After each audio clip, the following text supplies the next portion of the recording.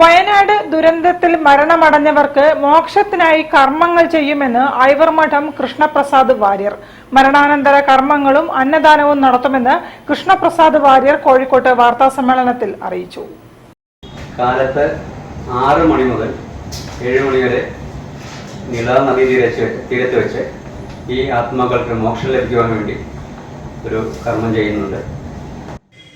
വയനാട് ദുരന്തത്തിൽ മൃതിയടഞ്ഞ എല്ലാവർക്കും വേണ്ടി ദുരന്തത്തിന്റെ 15ാം ദിവസമായ ഓഗസ്റ്റ് 13 ചൊവ്വാഴ്ച രാവിലെ 6 മണി മുതൽ 7 മണി വരെ തിരുവില്ലാമല പാമ്പാടി ഐവർമഠം ശ്രീകൃഷ്ണ ക്ഷേത്ര പരിസരത്ത് നിളാ നദീതീരത്ത് മരണാനന്തര കർമ്മങ്ങൾ ചെയ്യുമെന്നും മോക്ഷപ്രാപ്തിക്ക് വേണ്ടി പ്രാർത്ഥിക്കുമെന്നും ഐവർമഠം കൃഷ്ണപ്രസാദ് വാര്യർ അറിയിച്ചു.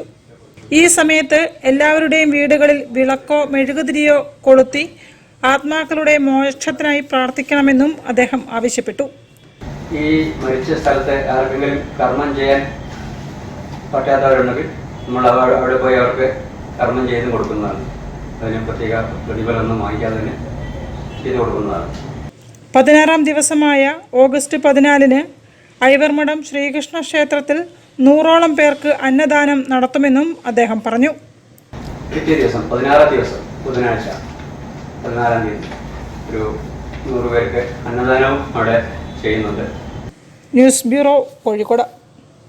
തിരിച്ചെത്താം ഒരു ഇടവേളയ്ക്ക് ശേഷം. ക്യാൻസറിനെതിരെ പൊരുതാനായി കാലിക്കറ്റ് സിറ്റി സർവീസ് സഹകരണ ബാങ്കും MVR ക്യാൻസർ സെന്ററും സംയുക്തമായി അവതരിപ്പിക്കുന്ന ക്യാൻസർ ചികിത്സാ സഹായ പദ്ധതിയാണ് മാസ് കെയർ.